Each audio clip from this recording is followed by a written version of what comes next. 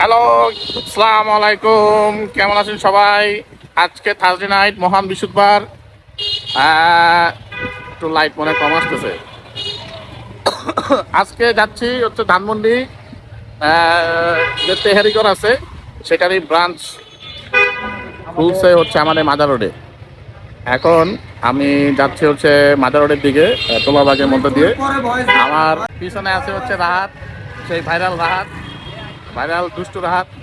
আর হচ্ছে সামনে বাইক চালাইতেছে হচ্ছে আমার ফ্রেন্ড রাব্বি। তো এই শীতের রাতে সবার মন চাইছে হচ্ছে তেহারি খাওয়ার। তো ইনশাল্লাহ আমরা ওই দিকেই যাইতেছি। শীতের রাতে তেহারি খাওয়ার মজাই আলাদা। যাই সামনের দিকে।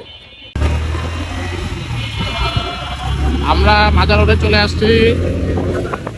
এই রাতে কুয়াশার আচ্ছন্ন এলাকা এবং বাইকে যাইতে খুব ঠান্ডা লাগতেছে। ঠান্ডাময় পরিবেশ, শান্ত পরিবেশ এবং পাকা রাস্তা, তিনটা কম্বিনেশনে আসলে খুব ভালো লাগতেছে, খুবই চমৎকার। আর এর মধ্যে যে তেহারি সাতটা নিব না,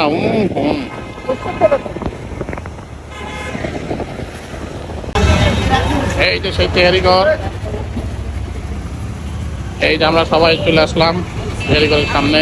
এটা হচ্ছে মাজার রোডের একদম এসপি পাম্পের অপোজিট পাশে। এটা হচ্ছে তেহারি ঘর, নতুন ব্রাঞ্চ। দুষ্টু রাহাত, হ্যাঁ, তোমার তেহারি ঘরে যে আসলা, তুমি মানে কেমন খাবা, অনুভূতি কেমন? আগে খায়া দেই, তারপরে অনুভূতি জানাই। আগে দেই দিত। কারণ আমরা মধ্যে এই পর্যন্ত একটা করছি ভাই, ৬০,০০০ টাকা লস খেয়েছি। এর লেগে আজকে না, তবে সোবান বাগের চেয়ে বেশি। অবশেষে চলে আসলো সেই কাঙ্ক্ষিত তেহারি ঘরের তেহারি, সরিষার তেল দিয়ে তৈরি। হ্যাঁ, সরিষার তেলের একটা অন্যরকম একটা ফ্লেভার আছে। ধানমন্ডিতে যেরকম খাইছিলাম, মিরপুরেরটাও সেম। এবং ওদের আরও অনেকগুলো ব্রাঞ্চ আছে। খারাপ না, ওগুলো খারাপ না, সবাই খাইতেছে। তোমার অনুমতি কেমন? ভালো, আলহামদুলিল্লাহ ভালো।